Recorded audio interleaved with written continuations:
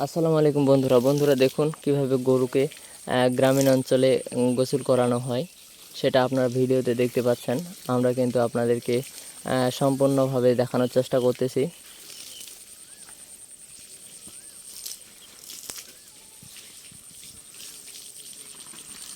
তুই খবর আজি মুখ ডাক পাঠাই দিল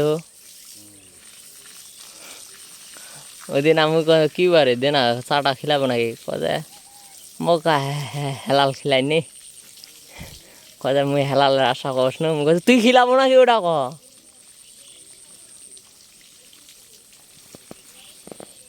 তো আসলে বিষয় হচ্ছে কি বলেন দেখি, গরু পালন করা এটা কিন্তু ভালো একটা বিষয়।